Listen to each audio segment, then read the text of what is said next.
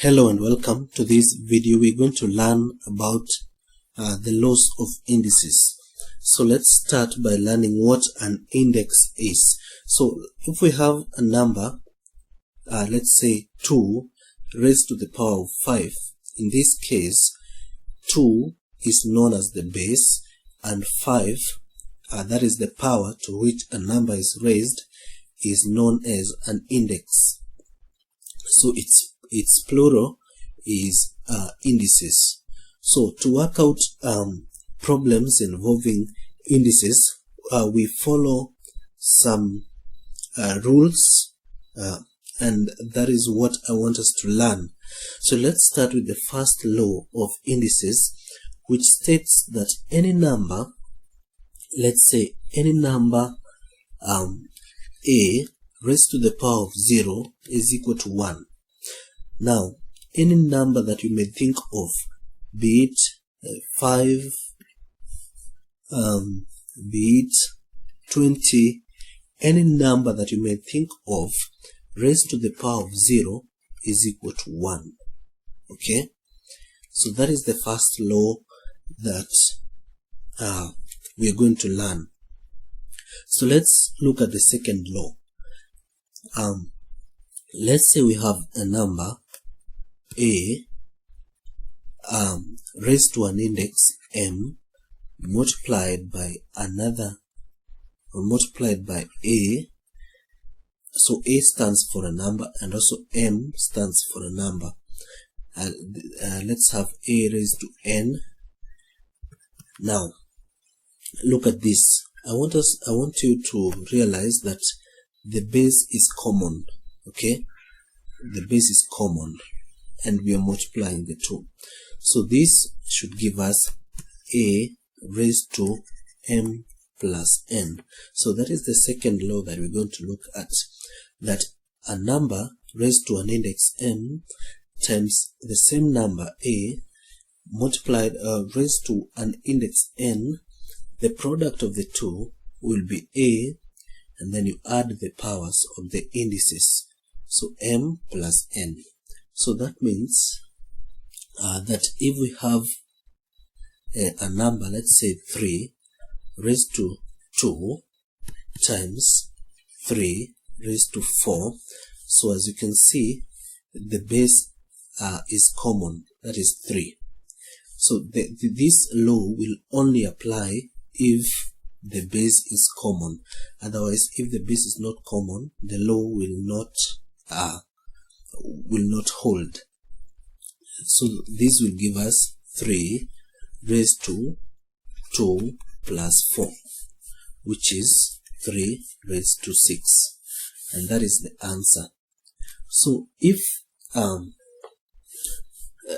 if the base is not the same, I've said that the law will not hold.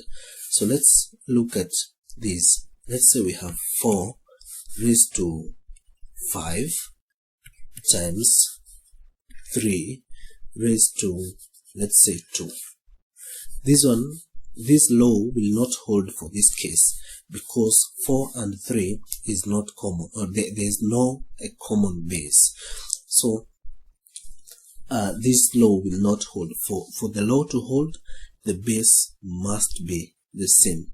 Now later on in this video, we will learn how maybe you can have something like this,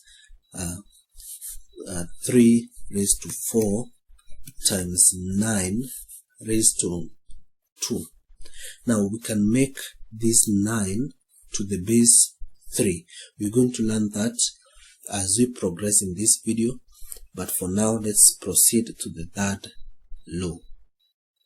So let's say we have a number a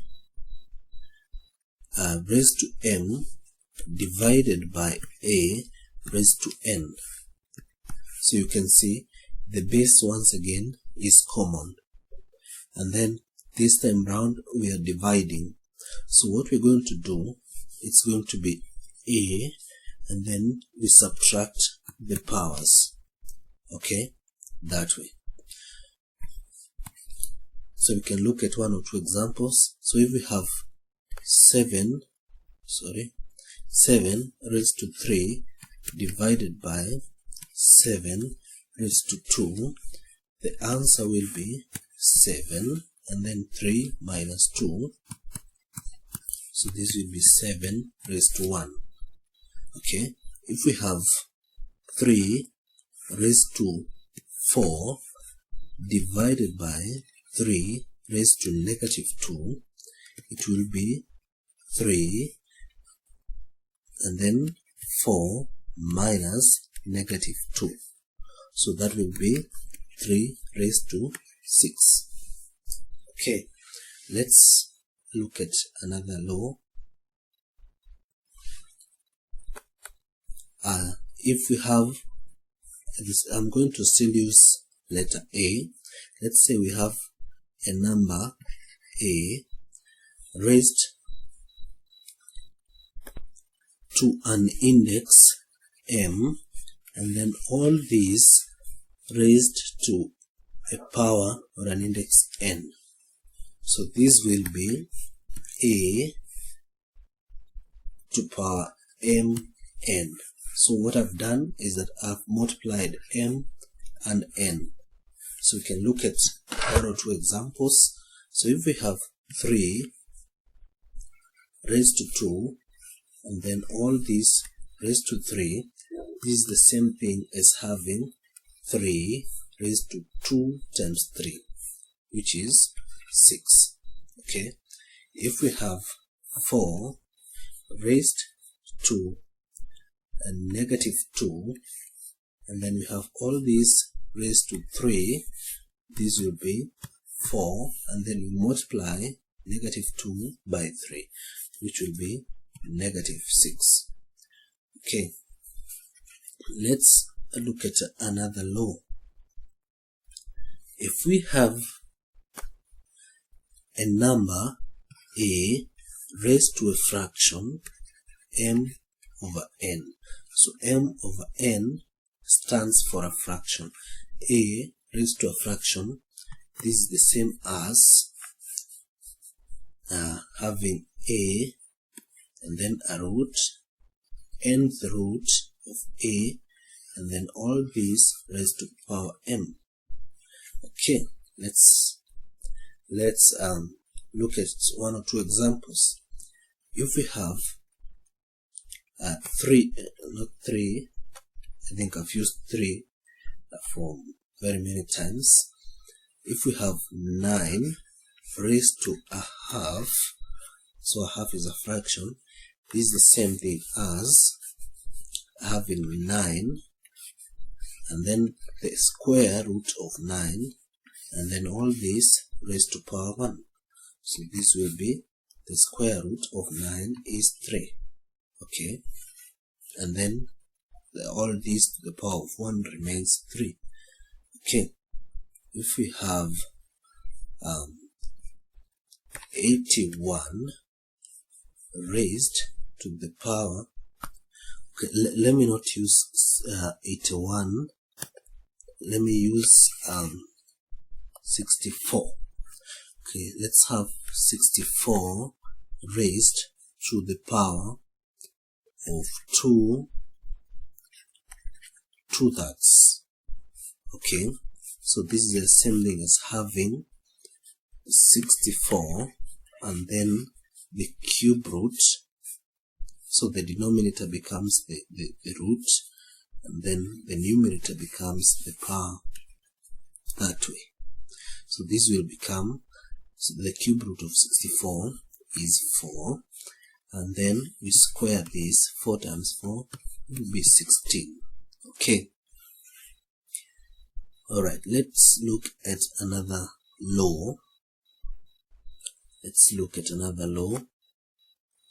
So if we have a number A raised to power negative M, so we have a number raised to a negative power, so it's the same thing as 1 over A raised to M. So in this case the negative has disappeared once we put it as a fraction. So we can look at one or two examples. 3 raised to power negative 2 is the same thing as 1 over 3 squared.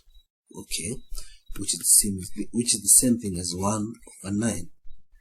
Okay, 4 raised to power negative 3 is the same thing as 1 over 4 raised to 3. Okay, so those are some of the laws that we apply when dealing with indices. I hope you have understood. Let me know whether you have understood or not in the comments section. See you next time.